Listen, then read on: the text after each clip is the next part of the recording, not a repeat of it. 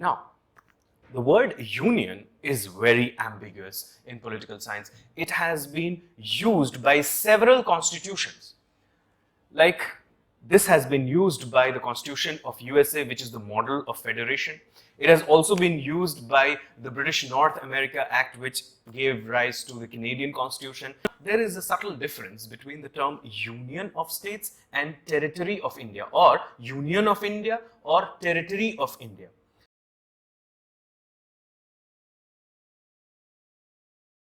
The Union and its territory.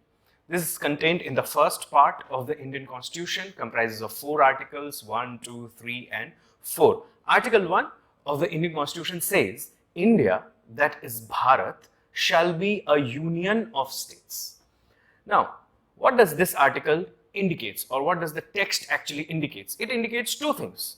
First, it tells us the name of the country, which is India or Bharat, one and the same. And secondly, it tells us that what kind of polity India would be. It says that India, that is Bharat, shall be a union of states. Now, the word union is very ambiguous in political science. It has been used by several constitutions. Like, this has been used by the Constitution of USA, which is the model of federation. It has also been used by the British North America Act, which gave rise to the Canadian Constitution. It has been used by the erstwhile Constitution of USSR, which also had a provision of secession. It means which allowed the units to secede from the Union. It was actually not a federation, it was a confederation. It has also been used by the Constitution of South Africa, which very blatantly establishes a unitary form of government. The word union, therefore, does not indicate towards a particular kind of federation. But yet, the makers of the Indian Constitution have chosen this word. In fact, if you remember, the word federation is nowhere mentioned in the Indian Constitution. एक भी article नहीं है जहाँ पर the word federation comes in. So, and not even in the preamble, you will not find the word federation in the preamble. The word union indicates a special type of federation is actually a misstatement. It means it does not indicate any particular kind of federation. The word union has been liberally used by different constitutions adhering to different kind of organization of states. But when we look at the famous speech which was made by Dr. B.R. Ambedkar in the Constituent Assembly, we understand that the word union, though it has been used for the Indian Constitution is a federal polity.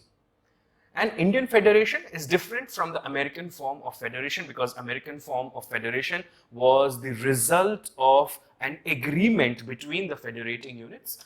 But Indian federation is not a result of any agreement. But like the American federation, the units in the Indian federation also do not have the right to secede from the union. Clear?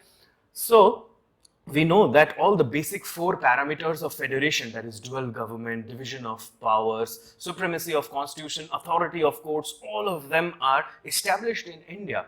And therefore, we can very safely conclude that India is federation. But the Indian federation is slightly different from the American federation. So, let's come back to the article. The article says, India, that is Bharat, shall be a union of states. Now, there is a subtle difference between the term Union of States and Territory of India, or Union of India or Territory of India.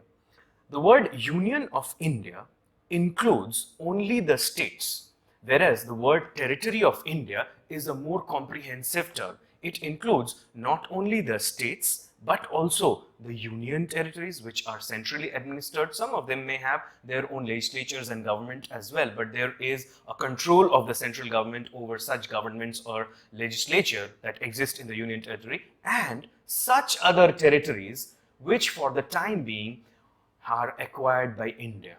So, the word Union of India only indicates those territories where the governments enjoy federal relationship with the center. It means, simply put, only the states. Whenever I use the term Union of India, I mean only those part of India where states exist. It means only the states. At present, there are 28 states, so these 28 states comprise the Union of India.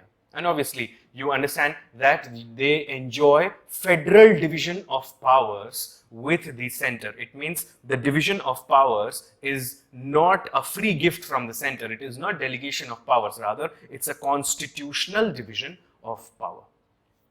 The term territory of India, on the other hand, includes the states, the union territories, and territories which are acquired by India. It means the word territory of India includes all the territories over which, for the time being, sovereignty of India extends. So let's have a look at that.